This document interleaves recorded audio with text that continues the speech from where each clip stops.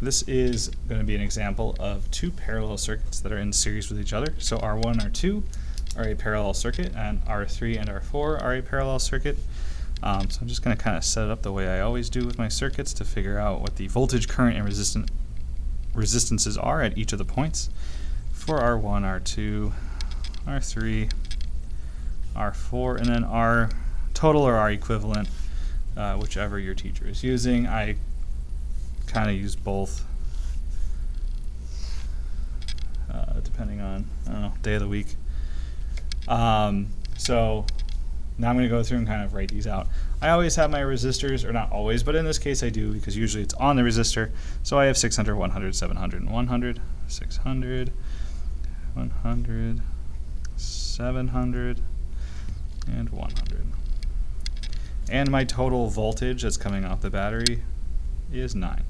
So I can't just add these up because this is, again, kind of complicated and goofy, because I have to have the rules of both a series and a parallel circuit separately, and I got to apply those rules as needed. So I'm actually going to redraw this as a series circuit representing each of these branch structures as a single resistor, because this setup, this system, and this system provide a certain amount of overall resistance to the circuit. And I can find that resistance by doing the math as for individual parallel circuits.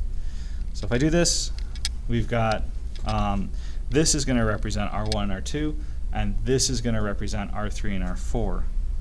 So I'm going to go through and do the math, but just to show you what that's going to look like, for this one, the total resistance is going to be solved by doing 1 over 600 plus 1 over 100.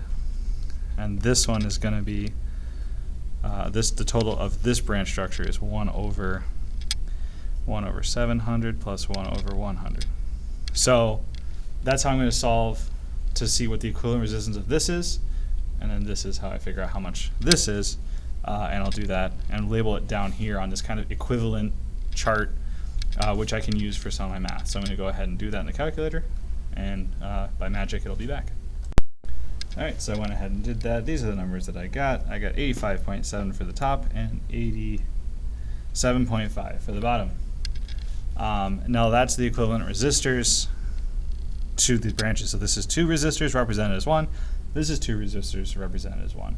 But I'm looking for the total resistance still. So I'm going to take the 2 parallel circuit totals, which are in series, and treat them like series resistors. And to find the total resistance of a series circuit, you add them together. So I'm going to add 85.7 plus 87.5. 85.7, 87.5. Just checking that. Okay. So what I get when I add these two for the total is 173.2. So now I've got 2 of the things in this row. I can find my current using Ohm's law. Ohm's law is going to give me, let's see, 9, the current, total resistance, 173.2. So 9 divided by 173.2. Current is 0.052. 0.052. Okay, so that's the total current going through the circuit. So the way the circuit is going to behave, the current is going to come out of the battery, flowing through the circuit. It's going to flow through, it's going to split up, and then it's going to come back together. And it's going to split up, and it's going to come back together. So now I got to figure out the current, or the voltages across these branches. I'm kind of doing this different than I did the other circuit. I'm recording this one after I did the 2 series circuits in parallel. But I'm doing this a little bit different because I know the current that's going into the branch structure. I just don't know the voltage drop across the branch structure. So I know in my simplified version, that's the resistance of that structure. That's the current because it's in series with that structure that's going into it. It's splitting up, but again, I don't know what the division is between the 600 and the 100 branch are. I just know that in total, 0.052 amps are going through that structure.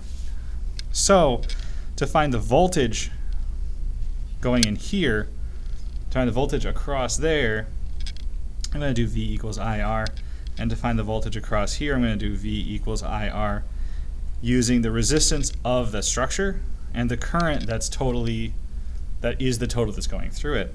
Now, in theory, the voltage drop across this structure and this structure should equal 9, because in a series circuit, the voltage drop should add up to the total voltage. So my voltage drop is going to be 0.052 multiplied by 85.7, and down here it's going to be 0.052 times 87.5. So I'm going to do that on the calculator, and then I'll pop back with the answers. Okay, so I got 4.46 for the voltage drop across here and 4.55 down here, which makes sense because this one is slightly less, so the voltage drop is going to be slightly less. Now if I add up 4.46 and 4.55, I'm going to get about 9. That's the voltage across the structure. So the voltage, because those two are in parallel, is going to be the same for R1 and R2. So 4.46, 4.46, 4.55, 4.55. These two are the same because they're in parallel. These two are the same because they're in parallel. This parallel branch and this parallel branch should add up to the total because those parallel branches are in series. So now I got to find my current column, the I column. So for the I column, the R1 plus R2 currents should be equal to the total, and the R3 and R4 currents should equal the total because the total is going into that branch structure and then they're splitting up. And then on the other side, it's the same.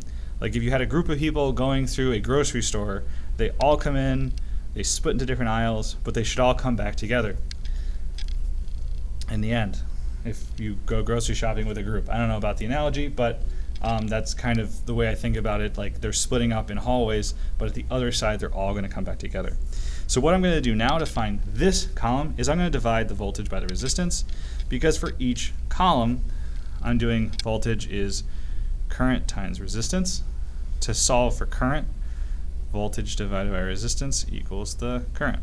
So I'm just going to do that for every single row. So 4.46 divided by 600, 4.46 divided by 100, all the way down, and I'll do that check at the end when I get there.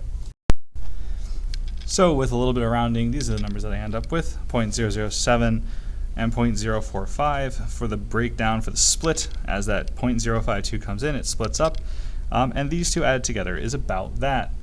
And then it comes around, it goes through these two branches, and again it's 0.007 and 0.046. So the 0.007 and these two, they're actually slightly different, but because of rounding they come out to be about the same. But again, I can double check with this plus this. It's about this, and that's why I say is if it's a little off a little bit, it's okay just because we're dealing with some rounding. So now I've found every value, the current, the voltage, and the resistance at every stop. I made this little equivalent resistor diagram just so I could figure out some of these totals, and that's how I go through and solve it for two parallel circuits that are in series with each other. This is my example. Let me know if you have any questions. Thank you.